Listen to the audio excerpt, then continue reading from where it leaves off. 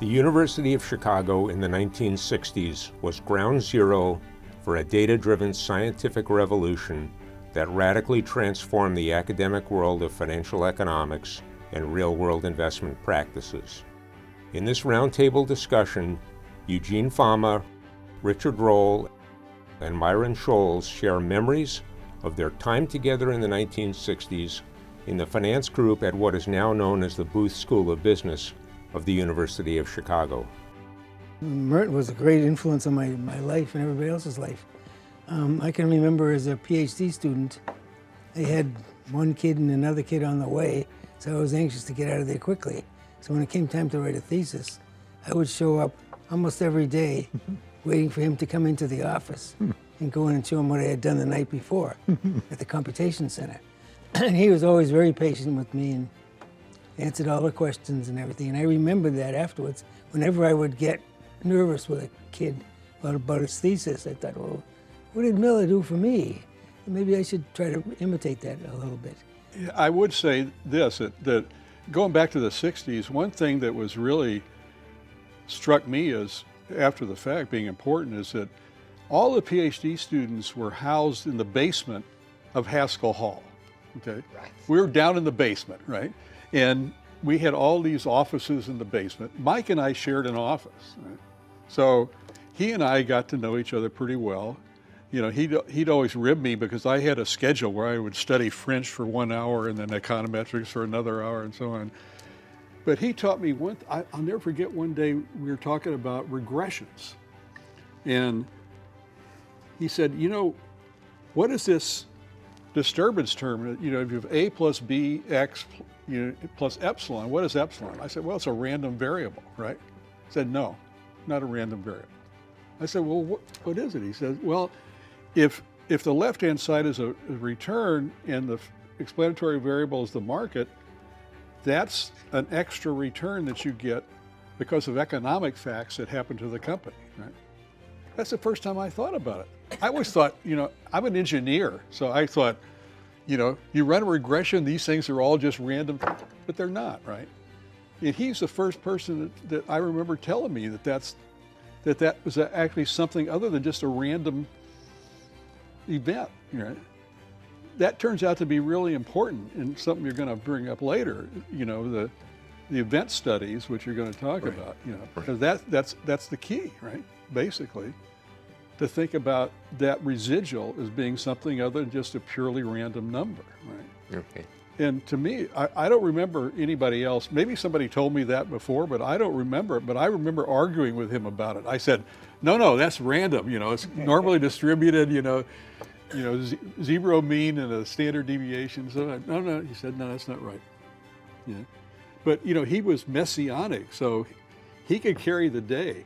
If he was sure of something, he'd ultimately convince you. Yeah.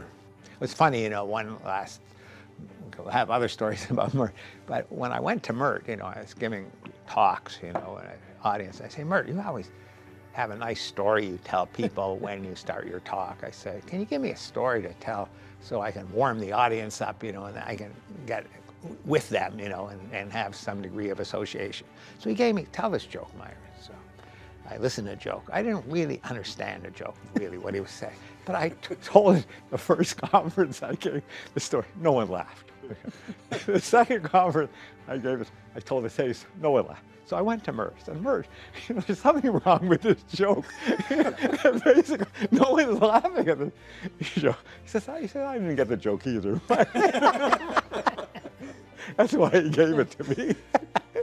But I guess what I'm trying to get at, or trying to understand, would like to understand, is to what degree was there dissent within Chicago about the new ideas? Was there resistance? Were there fights? Let's try to figure out what they mean. Never gave up the idea that the money supply predicts stock prices. He never gave up on that.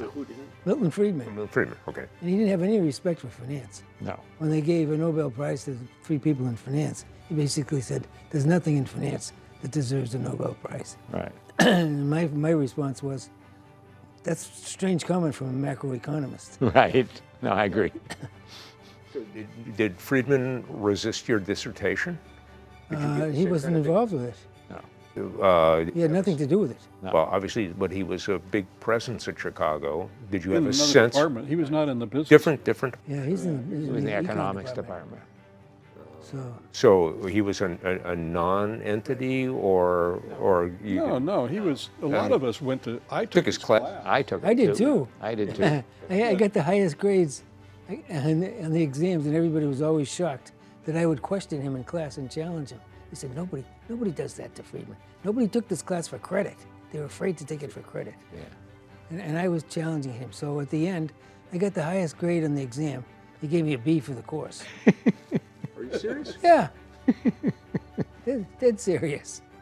And because you were a renegade? Yeah, well, because I challenged him. Yeah. He didn't do that. He ran the workshop. He ran the money workshop for years.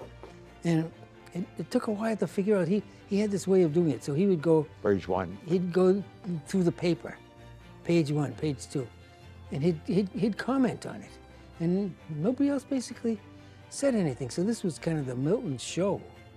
And yeah. This is fascinating. And then Fisher Black and I started to go to the workshop and challenged him on these things.